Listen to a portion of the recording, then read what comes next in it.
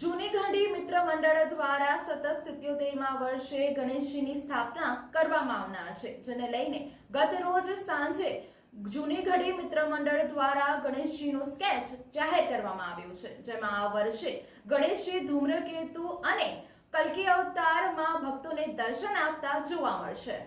મુંબઈ બાદ કલાનગરી સાથે સાથે ધાર્મિક નગરી ગણાતા વડોદરા શહેરમાં સૌથી મોટા ગણેશ ઉત્સવની ઉજવણી કરવામાં આવે છે। વડોદરા શહેરમાં શ્રીજીના પંડાલો ઉપરાંત લોકો પોતાના ઘરોમાં શ્રીજીને બિરાજમાન કરે છે। વડોદરામાં ગણેશજીની સ્થાપના માટે 4 મહિના અગાઉથી તમામ મોટા પંડાલો અને શ્રીજી મંડળો દ્વારા તૈયારીઓ કરી લેવામાં આવતી હોય છે। ત્યારે શહેરના જૂની ઘડીના ગણપતિ વડોદરા શહેરમાં વર્ષોથી પ્રખ્યાત છે। અહીં શ્રીજી વિસર્જન દરમિયાન હજારોની સંખ્યામાં શ્રીજી ભક્તો જોડાય છે। સાથે જ શાંતિપૂર્ણ વિસર્જન માટે પોલીસ બંદોબસ્ત પણ ગોઠવવામાં આવે છે।